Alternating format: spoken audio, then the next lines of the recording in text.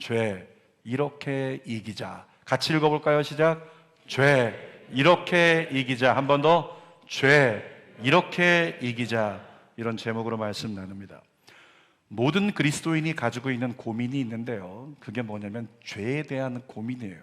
이 죄라고 하는 것 안 짓고 싶은데 우리를 자꾸만 힘들게 붙들고 늘어지는 것, 그 죄에 대한 고민이 그리스도인에게 제일 크다는 겁니다.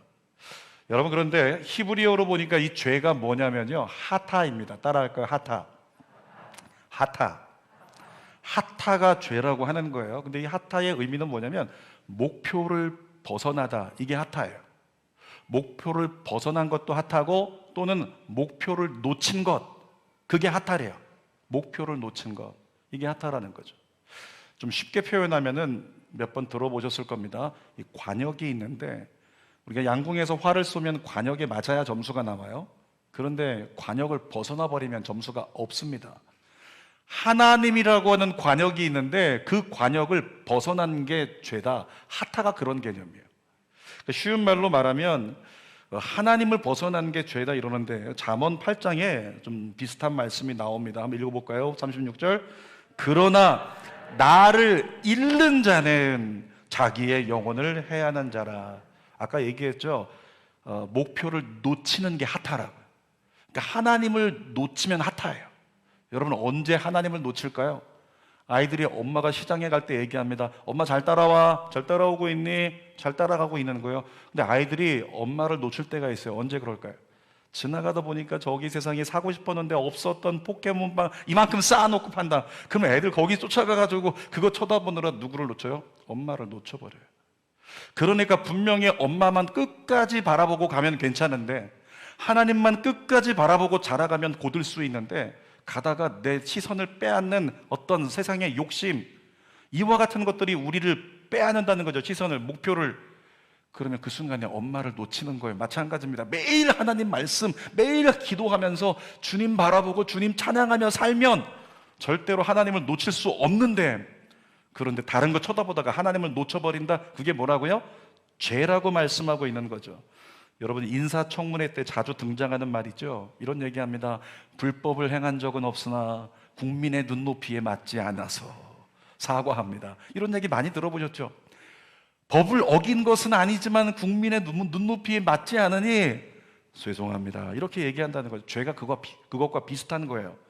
여러분, 법적 잣대에 어긋나는 걸 죄라고 하지 않습니다. 무엇이 죄라고요? 하나님의 눈높이에 벗어나면 죄예요. 하나님의 눈높이에 맞지 않으면 죄라는 거죠. 다시 말하면 하나님이 보시기에 좋지 않으면 죄다라고 하는 겁니다. 자, 몇 가지 예를 들어볼까요? 남성들이 제자 훈련 하다 보면 가끔씩 질문을 합니다. 목사님, 술 마시는 게 죄인가요? 이렇게 물어봅니다. 의도를 아시죠? 나 술 마시는 거 죄 아니라고 좀 빨리 면죄부를 좀 선포해달라, 이런 얘기잖아요. 그런데 그때 제가 얘기합니다. 술 마시는 것이 죄입니까? 물어보면 술 마시는 거 죄 아니다. 그런데 하나님이 좋아할지 안 좋아할지 모르겠다. 여러분, 술 마시는 건 율법의 잣대로 보면 죄가 아닙니다. 그런데 술 마시는 그 자리가, 술 마시는 그 행위가 하나님이 보시기에 좋지 않으면 뭐라고요? 히브리어? 하타인 거예요. 하나님이 보시기에 좋지 않으면 하타인 겁니다. 누군가 또 물어봅니다. 11조 안 하면 죄인가요? 이렇게 물어봐요. 자, 율법의 잣대로 보면 11조 안 한다고 천국 못 가는 거 아니에요. 지옥 가는 거 아닙니다. 11조 안 한다고 죄가 되는 건 아닙니다. 율법의 잣대로 볼 때. 그런데 말라기 성경을 보니까 하나님께서 분명히 말씀하셨어요. 온전한 11조, 그것은 내 거다. 이것을 너희가 손대면 도둑질하는 거다. 뭘 얘기하고 있습니까? 하나님의 눈높이를 얘기하고 있는 거예요. 다시 말하면 그것은 하타의 문제에는 걸린다라고 하는 거죠. 마태복음 5장 28절, 남성들이 별로 읽기 싫어하는 성경 구절인데 한번 읽어볼게요. 시작. 나는 너희에게 이르노니 음욕을 품고 여자를 보는 자마다 마음에 이미 간음하였느니라. 우리 여성 성도들이요, 옆에 있는 우리 남성들을 살짝만 째려보시기 바랍니다. 이 죄인들을 쳐다보세요. 좌우에 있는 죄인들. 성경을 보니까 음욕을 품고 여인을 쳐다본다? 여러분, 예를 들어서 음욕을 품고 내가 누군가를 빤히 쳐다본다고 해서 경찰서에 우리가 붙들려 가지 않아요. 율법의 잣대로 보면 그것이 문제가 되지 않는다는 거죠. 그런데 하나님이 보시기엔 뭐라고요? 좋지 않은 거예요. 그래서 하나님은 그거는 이미 핫하다 이렇게 말씀하고 계신 거라고요. 또 한 가지 볼까요? 요한일서 3장 15절 새 번역 성경으로 읽어볼게요. 시작. 자기 형제의 자매를 미워하는 사람은 누구나 살인하는 사람입니다. 여러분, 여기서 형제자매 누군지 얘기했죠. 이 형제자매는 믿음의 성도들을 얘기하는 거예요. 지금 믿음의 성도로서 주 안에 부름을 받았는데 교회 안에 있는 사람들끼리 서로 미워하고 비판하고 정죄한다. 그러면 어떻게 된다? 그는 이미 살인한 것과 똑같다. 하나님 말씀 뭐냐면 그건 이미 핫하다. 핫하에 걸린다 이렇게 말씀하고 있는 거예요. 지금 제가 무슨 얘기를 늘어놓았냐면 어느 누구도 죄의 문제에서 벗어날 수 있는 사람이 있다 없다? 없다는 거예요. 모든 사람이 죄의 문제에서 벗어날 수 없다는 걸 우리가 확인하는 거예요. 여러분, 그런데 본능적으로 어떻습니까? 야, 내가 신앙생활하다 보니까 주는 교회 오래 다녔더니 안수집사 되게 한다고 안수집사 직분을 줘요. 권사 직분을 줍니다. 그러면 기왕이면 우리 마음 가운데 이 선한 양심이 발동해가지고 나 어떻게 하든지 이제 좀 내가 죄라고 하는 걸 이겨보고 싶다. 이런 마음의 본능이 우리 안에 있단 말이에요. 그래서 죄의 문제가 이것이 핫하라고 여겨지면 그걸 이겨보려고 노력합니다. 애쓰고 애쓰지만 어떻습니까? 잘 이겨지지 않습니다. 번번이 실패하기 일수라는 거예요. 가장 큰 이유가 뭐냐면 번지수가 틀렸기 때문에 그러는 거예요. 오늘 그 얘기를 할 텐데 세 가지 나눕니다. 첫 번째로는 죄를 이기는 첫 단추. 죄를 이기는 첫 단추가 뭐냐 한번 나눠보기를 원해요. 그 첫 번째는요, 자각입니다. 자각. 여러분, 자각이 뭔지 아시죠? 자각은 깨닫는 겁니다. 다시 말하면 나는 죄를 이길 수 없다. 아멘이십니까? 나는 죄를 이길 수 없어요. 그게 성경의 증거예요. 이거를 자각하고 인정하는 것이 우리에게 있어서 죄를 이기는 첫 단추라고 하는 겁니다. 로마서 3장 23절 읽어봅시다. 시작. 모든 사람이 죄를 범하였음에 하나님의 영광에 이르지 못하더니 뭐라고 써 있어요? 모든 사람이 죄를 범했대요. 그러니까 이 자리에 있는 어느 누구도 죄 없이 죄와 상관없는 삶을 살아갈 수 없다는 얘기죠. 로마서 7장 24절도 읽어봅니다. 시작. 오호라 나는 곤고한 사람이로다. 여기서 곤고한 사람을요 두 글자로 축약해서 얘기하면 뭔지 아십니까? 죄인이란 얘기예요. 사도 바울이 얘기하는 겁니다. 오호라 나는 죄인이로다. 계속 읽어볼게요. 시작. 이 사망의 몸에서 누가 나를 건져내랴. 지금 사도 바울이 얘기하는 겁니다. 이 사망의 몸, 이 죄의 문제에서 누가 나를 건져낼 수 있을까? 그러면서 탄식하고 있는 거예요. 여러분, 우리 중에 사도 바울보다 신실한 사람이 있습니까? 바울보다 더 예수님께 올인된 사람이 있습니까? 바울은 주의 일을 위해서 결혼도 안 했어요. 이 자리에 예배하고 있는 우리 정궁화 전사님이요, 정궁화 전사님 만약에 바울의 영이 임하면 나 결혼하지 않겠습니다. 주님을 위해서. 이런 역사가 일어날 거예요. 지금 고개를 절레절레 흔들고 있네요. 절대 그럴 수 없다고, 장가갈 거라고. 여러분, 바울은 그냥 결혼도 필요 없고 나 복음을 위해서 예수님만을 위해 살겠다 이렇게 결정했던 사람이에요. 그런데 바울도 어디에 걸렸냐면 핫하라고 하는 이 죄의 문제에 대해서는 자신이 없었어요. 오라 나는 곤고한 사람이로다, 죄인이로다. 이 사망의 몸에서 누가 날 건져낼 수 있을까? 누가 날 좀 이 죄에서 자유하게 할 수 있을까? 그러면서 그렇게 내 힘으로 할 수 없다를 고백한 거예요. 여러분, 우리는 말할 것도 없겠죠. 그럼에도 불구하고 바울이 우리와 달랐던 이유가 있습니다. 로마서 7장 25절 보면 이렇게 써 있어요. 시작. 우리 주 예수 그리스도로 말미암아 하나님께 뭐 한다? 감사하리로다. 뭐 했다고요? 감사한 거예요. 그 다음 읽어봅시다. 그 다음. 그런즉 내 자신이 마음으로는 하나님의 법을, 육신으로는 죄의 법을 섬기노라. 이게 무슨 얘기냐면 나 구원받았는데 여전히 나 죄 짓고 있다. 나 구원받았는데 여전히 죄 짓고 있어. 그런데 난 뭐 한다? 나는 감사해. 왜? 많은 사람은 자신의 연약함을 쳐다봐요. 자기가 죄를 이기지 못하는 그 한계를 쳐다보면서 난 이것밖에 안 되네, 죄책감에 눌리고 난 이것밖에 안 된다고 스스로를 비하하고 그리고 살아가지만 사도 바울은 자기 자신의 무력함과 무능함을 쳐다보지 않고 무엇을 바라봤다? 예수 그리스도를 바라봤다. 예수님 바라봤더니 난 이것밖에 안 돼서 몸은 죄 가운데 묶여있지만 내 영은 예수 그리스도를 믿음으로 구원받았다. 그래서 난 뭐 한다? 감사한다. 사도 바울이 우리와 다른 거예요. 그는 예수 그리스도를 바라봤다는 거죠. 사랑하는 여러분, 예수 그리스도를 바라볼 수 있기를 원합니다. 죄를 이기는 첫 단추가 그거예요. 나는 죄를 이길 수 없기 때문에 누굴 바라본다? 아이가, 예전에 저희 아이가 이거 행글라이더를 학교에서 만들어 오라는 숙제를 내줬어요. 학교 싫었어요. 그 학교에서 만들지 왜 집에서 만들어 오라고. 제가 밤새도록 애가 하려고 하다가 안 돼요. 밤 11시 반쯤 돼가지고 제 기억에 아이가 더 이상 못 만들겠다고 투정 부리면서 놓고 자버렸어요. 근데 내일 만들어 갖고 가야 되잖아요. 딴 애들은 만들어 와서 막 날리고 할 텐데 어떻게 했습니까? 제가 만드는 거에 소질이 없는데, 여기 이원성 집사님 만드는 거에 소질이 굉장히 많은데, 그런 분이라면 뚝딱뚝딱 다 만들겠지만 저는 소질이 없어가지고 설명서를 보고도 안 돼가지고 새벽 3시까지인가 그거 제가 혼자 만들었어요. 행글라이더를 다 만들어갖고 자는 아이 침대 맡에다가 딱 놓고 썼어요. 아빠가 만들었어. 여러분, 무엇이 우리의 한계를 이길 수 있을까요? 내 힘으로 안 되는 거 있으면 안 되는 걸 되게 만들어줄 수 있는 사람을 바라봐야 된다. 저희 아이가 그거 갖고서 울면서 아빠라고 얘기하니까 아빠가 그 모든 걸 다 해결해 준 것처럼, 어떻게? 우리가 죄의 문제를 이길 수 없다면 누구 바라봐야 된다? 예수님 바라봐야 된다고요. 예수님, 제가 할 수 없는 거 도와주세요. 자, 로마서 8장 10절 말씀 읽어볼게요. 시작. 또 그리스도께서 너희 안에 계시면 몸은 죄로 말미암아 죽은 것이나, 근데 누구 바라보자고요? 예수 바라보자는 거예요. 계속 읽어보겠습니다. 시작. 영은 의로 말미암아 살아있는 것이니라. 내가 이렇게 부족하지만 예수로 말미암아 내가 구원받았다. 그러니까 나는 예수 바라보고 살래. 이 말씀이라는 거예요. 로마서 8장 31절도 읽어보겠습니다. 시작. 그런즉 이 일에 대하여 우리가 무슨 말하리요? 만일 하나님이 우리를 위하시면 누가 우리를 대적하리요? 이걸 다른 말로 하면요, 누가 우리를 정죄하리요? 누가 우리를 죄인이라고, 누가 우리를 바보 같다고 모자라다고 얘기할 수 있겠는가? 그 얘기하고 있는 거예요. 하나님이 우리를 위하신다면 여러분, 예수님 바라보십시오. 예수님이 우리에게 말씀하십니다. 내가 너의 죄를 사했다. 너는 의로운 자다.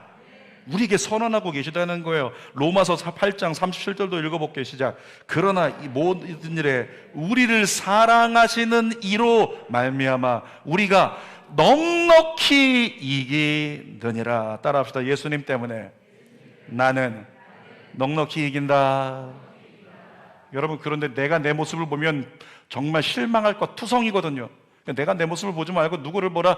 예수 그리스도를 바라보라. 그러면 예수 그리스도로 말미암아 나는 이기는 자 된다라고 말씀하고 있는 거죠. 그래서 죄를 이기는 첫 단추는 예수님을 바라보는 거예요.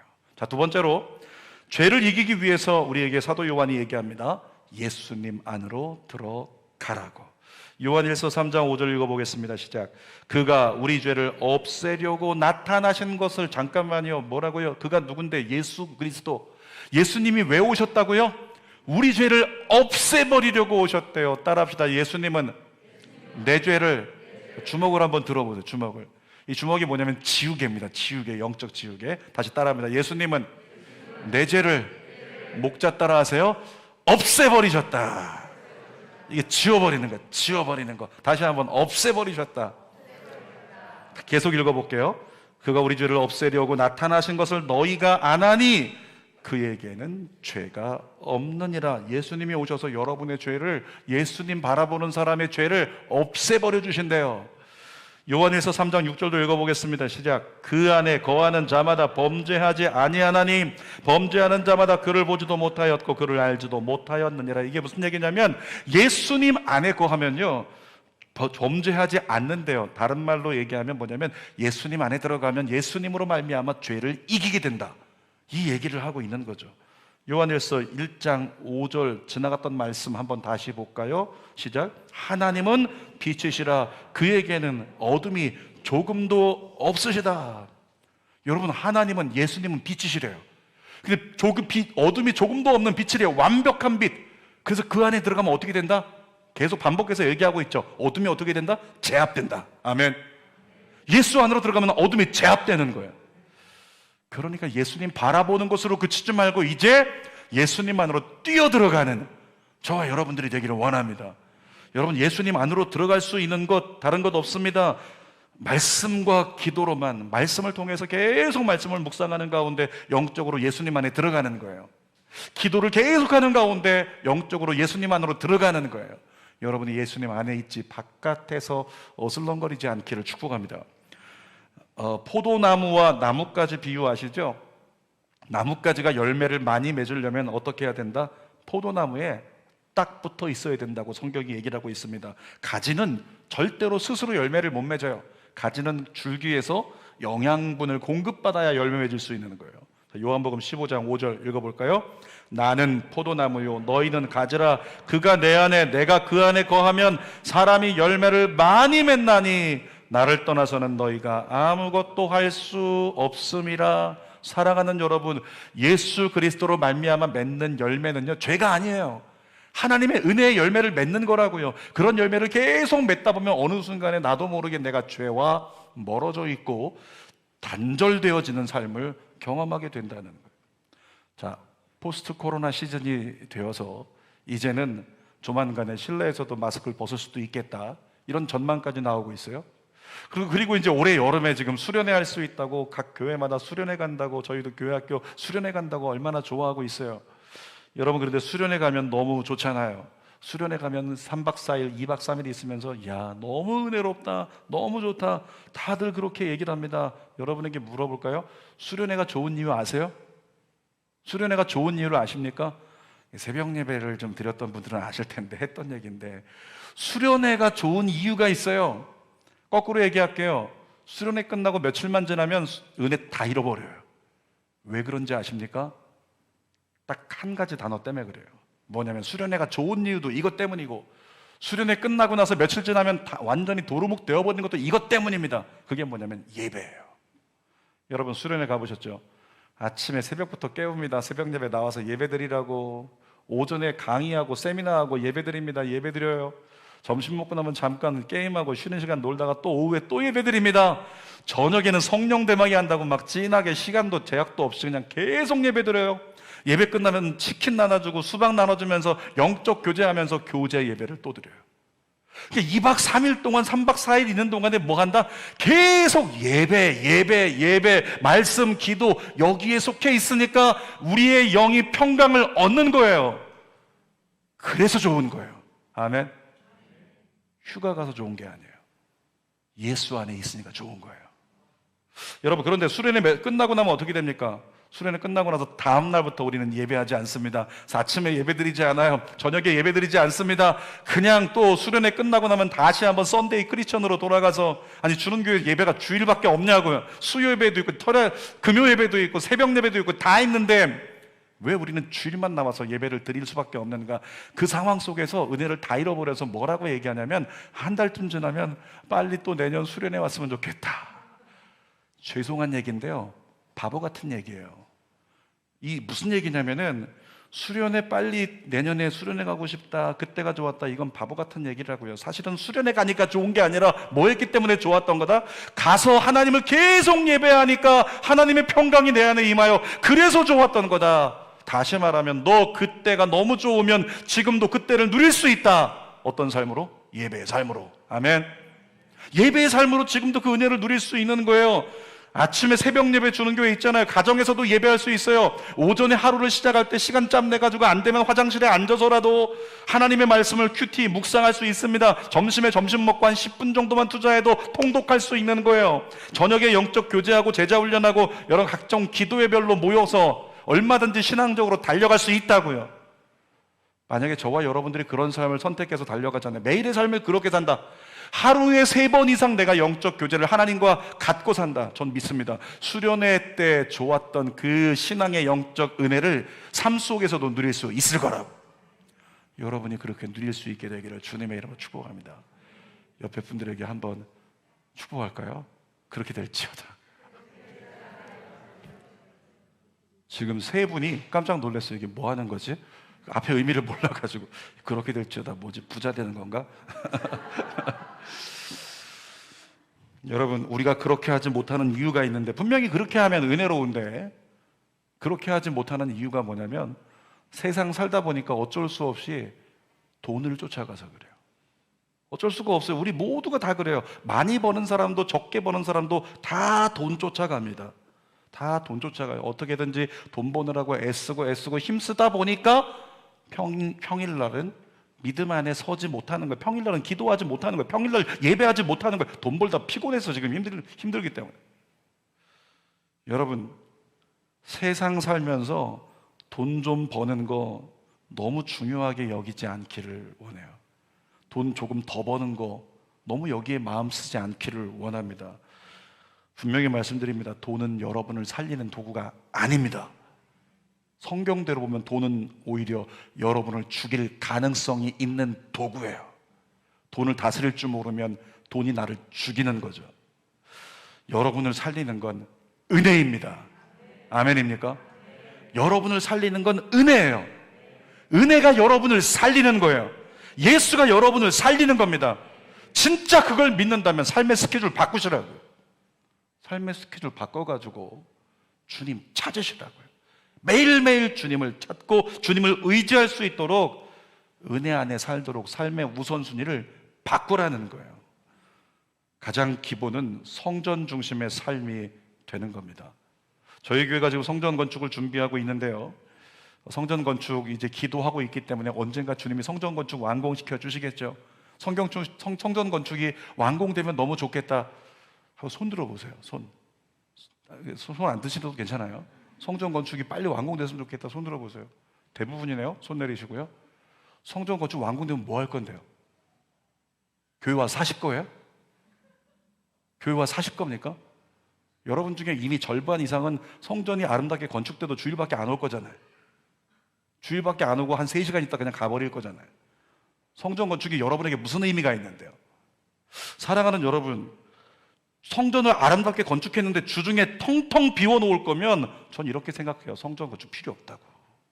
그러면 학교 체육관에서 예배드리면 되지 뭘 그렇게 돈 들여서 성전 건축을 할 필요가 있겠냔 말이죠. 성전을 건축하기를 갈망하는 여러분의 마음의 근본에 다윗의 마음이 있기를 원합니다. 자, 다윗이 뭐라고 했는지 읽어볼까요? 시작. 시편 84편 10절 시작. 주의 궁정에서의 한날이 다른 곳에서의 첫날보다 나은즉 악인의 장막에 사는 것보다 내 하나님의 성전 문지기로 있는 것이 좋사오니. 여러분, 다윗의 고백이 뭔지 아시죠? 다윗은 왕이었어요. 온갖 부귀 영화를 누리고 있는 왕이었습니다. 근데 내가 왕으로서 누릴 수 있는 산의 진미와 온갖 황금과 좋은 것들보다 저 성전에서 문지기로 일하는 사람, 종들이라 하는 일이, 그 종이 될지언정 내가 성전에서 매일 내 마음을 성전에 두고 그렇게 살고 싶다. 다윗의 마음이 여러분에게 임하기를 축복합니다. 그리스도인에게 그 마음이 있어야 그의 구원이 흔들리지 않는 거예요. 사랑하는 여러분, 할 수 있으면 더 예배하십시오. 이 아멘 없는 거 봐요. 이거 예수의 피로. 다시 한번 선포합니다. 예배에 목숨을 거십시오. 미친 듯이 예배하십시오. 그래야 지금은 온전한 구원을 온전히 잃어버리지 않을 수 있는 때라는 거죠. 자, 세 번째로 죄를 이기기 위해서요, 사도 요한이 얘기합니다. 미혹을 주의하라고. 2주 전에 설교 때도 언급했듯이 구원받는 것도 중요하지만 얻은 구원을 잘 지켜내는 게 더 중요합니다. 그래서 사도 요한을 통해서 미혹당하지 않고 구원을 잘 지켜낼 수 있는 방법을 오늘 본문 7절에 이야기를 하고 있어요. 요한일서 3장 7절 읽어봅시다. 시작. 자녀들아, 아무도 너희를 미혹하지 못하게 하라. 의를 행하는 자는 그의 의로우심과 같이 의롭고. 지금 무슨 얘기냐면 너희 미혹하지 못하도록 뭐 하라고 말씀하세요? 의를 행하래요.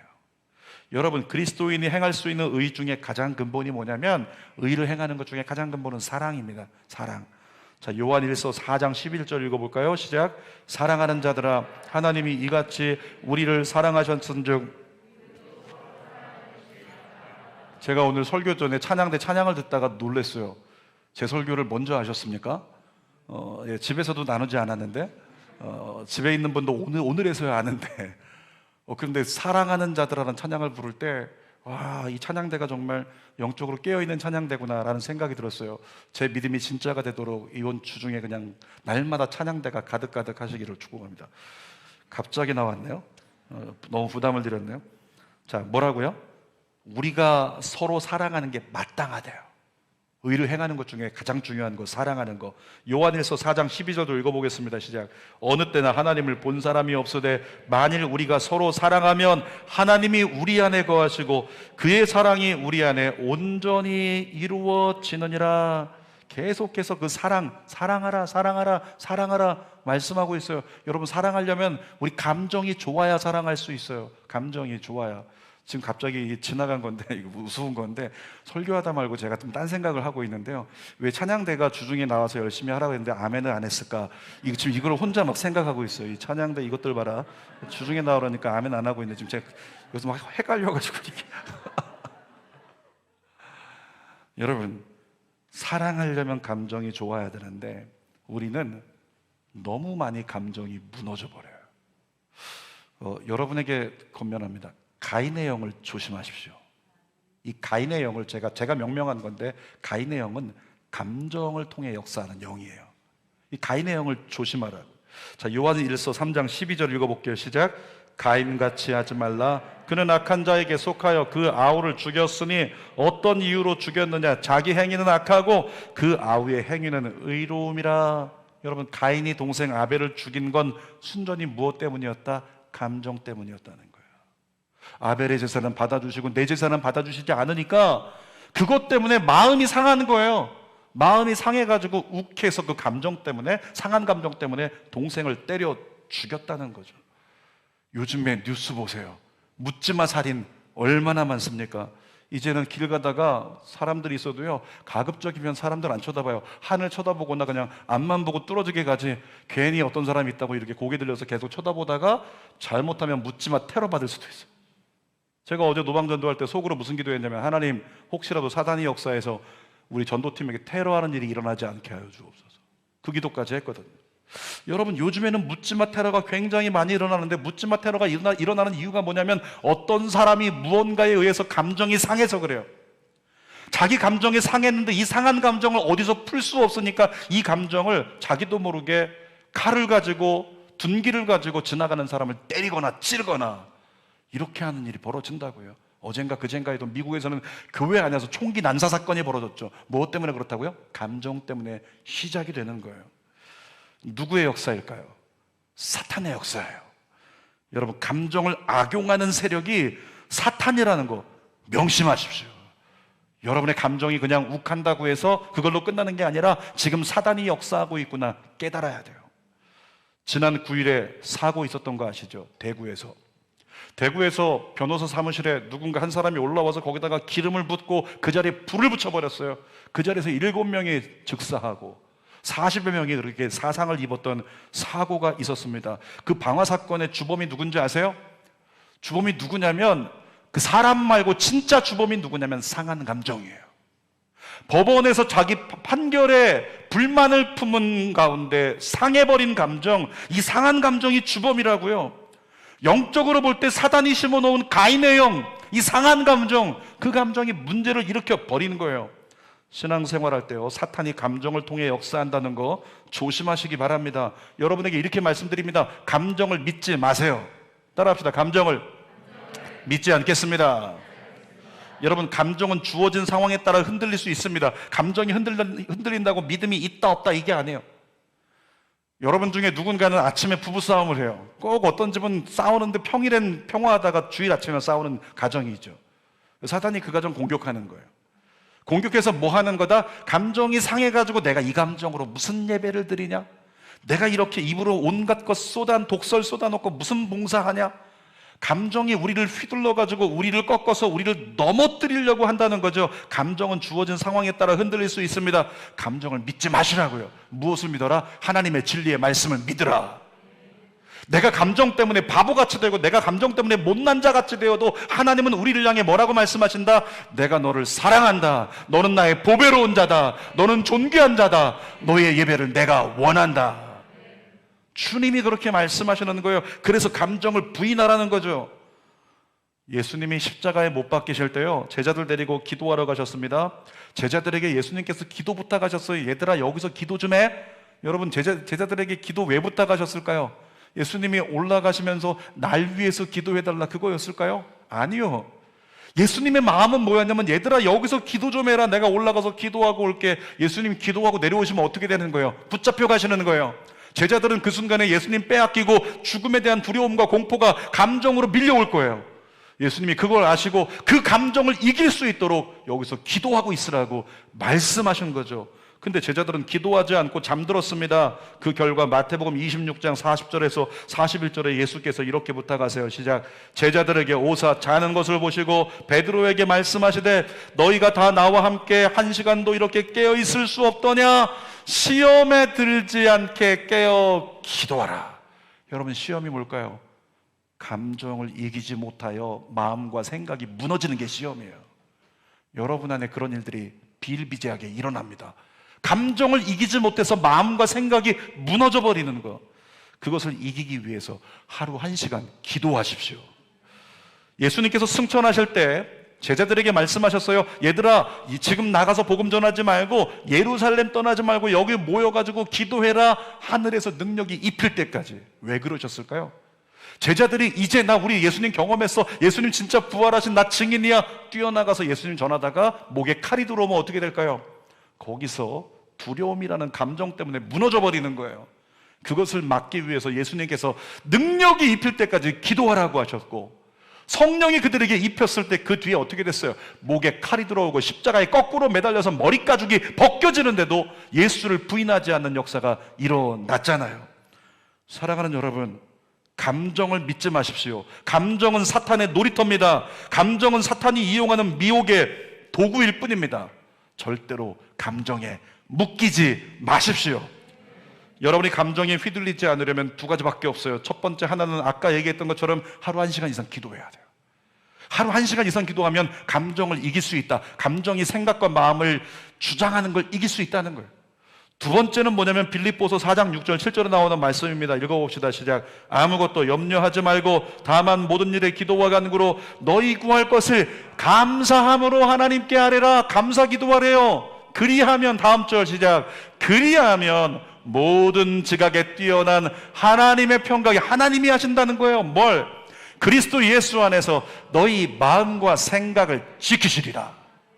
주어지는 환경은 나의 감정을 흔드는데 내 입술은 뭘 한다? 범사에 감사해버려요. 그 순간에 하나님께서 감정으로 주장될 수 있는 마음과 생각을 움직이지 않도록, 요동하지 않도록 지켜주신대요. 누구에게? 감사하는 자에게. 그래서 목사가 그렇게 감사 노트 써라, 감사 써라, 감사해라, 감사해라 주장하고 있는 거죠. 설교의 결론입니다. 오늘 제목이 뭐였어요? 죄 이렇게 이기자. 사랑하는 저와 여러분, 인간이 가지고 있는 고질병 같은 죄지만 정말로 예수님 바라보고 예수님 안의 말씀과 기도로 들어가서 우리를 미혹할 수 있는 그 감정의 악한 권세, 사단의 권세를 기도하고 감사하며 이겨내는 믿음의 종들 되기를 주님의 이름으로 축원합니다. 기도하겠습니다. 살아계신 아버지, 우리를 도와주옵소서. 연약한 우리를 도와주옵소서. 예수 그리스도로 말미암아 죄를 이겨내는 믿음의 종들 되게 하여 주시옵소서. 예수님의 이름으로 기도드립니다. 아멘.